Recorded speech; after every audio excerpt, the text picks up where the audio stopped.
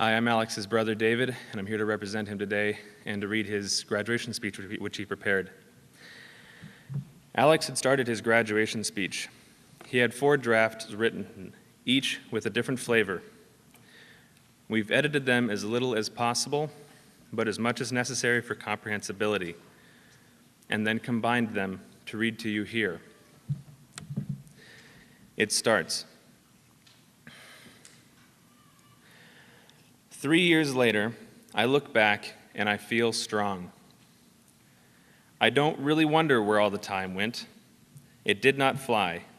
I know exactly where it went, and most of it crawled there. 3 long years later, the strength I feel is quiet and inward. We are all culminations of our heritage and our experiences, good and bad. What we do with it, that is why we are here. That is where Dewey inserts itself into all of our lives. Directly or incidentally, that is the subject of this speech. Alex wrote this about his journey. I have come to know depths of mine that many never plunge, never want to, never have to. I look back past Dewey through my old high school and elementary school to my earliest years, the snatches of memory and the stories about things I'll never remember. Now, looking out the window at the rolling Massachusetts country on a car ride back from Williams, I say yes. To the terror, the shame, the turmoil, the fear, the stupidity, the cowardice, the hurt, the uncertainty, the passion, the joy, the misunderstanding, the betrayal, the lies, and the pain that I inflicted, the secrets, the suffering, the everything. These are the events and reactions that pushed me into myself, that forced me to sound my depths and to listen to the echoes. This is my life, finally. It takes strength to remember that and to love it. I hurt not many people, but the people I did hurt, I hurt deeply, myself included. In my last months at Dewey, I found Rilke and lost a friend, a true friend. In the course of this finding and losing, I discovered a space within myself that is not susceptible to destruction, to the withering and withdrawal we feel in the face of betrayal or in the face of shame. And yet this space is what is most sensitive in me. It is mine, it is good, and here I am alone. There is no loneliness to this solitude, heavy as it may sometimes be. There is a lifetime of work to do in understanding exactly how it is that this solitude allows us to be with another and to love another in the deepest ways. I don't yet know what those ways are, but I have faith that this is and has been a step on the way to understanding, even if it is a misstep, and even if we only have misunderstanding or partial understanding. The important thing is to live with the questions and be ready to see the truth as it reveals itself. Alex wrote this looking back at Dewey. How do you say, thank you for the suffering? Thank you for the pain. I really appreciate all those times you shattered my identity and made me start over. I don't know if there really is a way. Not here, not now at least, not in words. You can't grasp what happens at Dewey in words. Nor can words capture the gratitude due to all those involved in each one of our respective processes. The stakes are too high. You can't deliver the true meaning behind, thank you for saving my life. At least you can't do it in words. So I decided that instead of saying thank you, which sadly misses the mark, I would try to share some of what I have to be thankful for, what I have learned. Maybe by this sharing, here, now, and later, those whom I love and who have loved me will hear the thanks that are due. Among the strangest, subtlest, and most crucial things I have come to see at Dewey is the deep and difficult relationship between love and violence.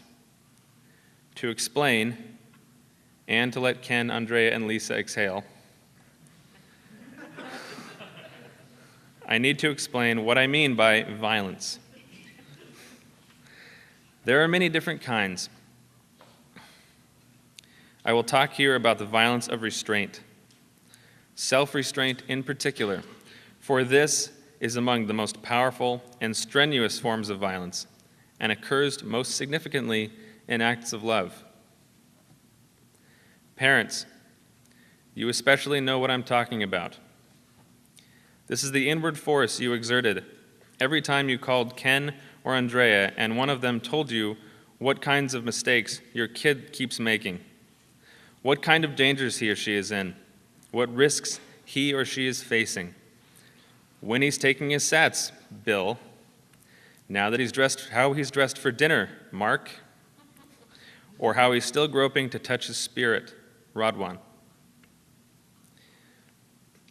This is that pain that you felt when you sent us away, when you gave over what is deepest and most beautiful to you in a form you could barely recognize, addled by drugs and shrouded in misery and secrets, when you gave us over to become something over which you were decisively and deliberately surrendering control. This is when you let go. You may not have accepted the depth of it then, and if you haven't yet, you will. For those who internalize this reality more slowly than others, you may have the greatest sense of how painful this subtle violence can be. Often we let go in stages, and we have to practice one decision at a time to let that sweet sorrow endure when we turn around and suddenly realize that this being that we wanted so much to love doesn't need it anymore, doesn't want it anymore. Without any children of my own, but having been the child of two intensely passionate and loving people, I suspect that the turmoil you undergo as a Dewey parent is probably some of the most delicate and beautiful that you will experience in your life. It is the struggle to restrain yourselves and to let your kid grow up. On the other side of things, there must also be maintained a measure of aggression for a place like Dewey to function. From peers and staff both, we receive merciless feedback. There are no threats to physical safety, but it is no soft word that can shatter a person's self-understanding or throw years of self-delusion into the light. Actually, most often, and in line with the idea of restraint, it is the softest word that we hear the loudest. For this softness presses us on us with the urgency of our own lives. More to the point, what is unique to Dewey in its willingness to point out problems is the subtlety and care behind the best confrontations that do the most damage and therefore open the most space for growth. It is care alone that forges these confrontations, and care that gives us the courage to deliver them. It is care, therefore, that allows for this culture of extreme and delicate violence.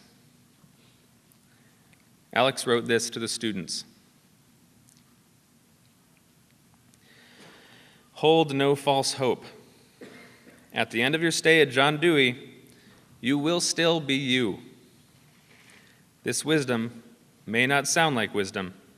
Maybe it isn't. But remember, you will suffer the same existence. However, if you do this right, you will learn to suffer in ways that strengthen and deepen you. This hope is not false. This hope you can rightly cherish. We have the strength to suffer. Many of us found ourselves on Tom's turquoise furniture with a rabid old man shattering every expectation we ever had about proper etiquette for getting to know someone.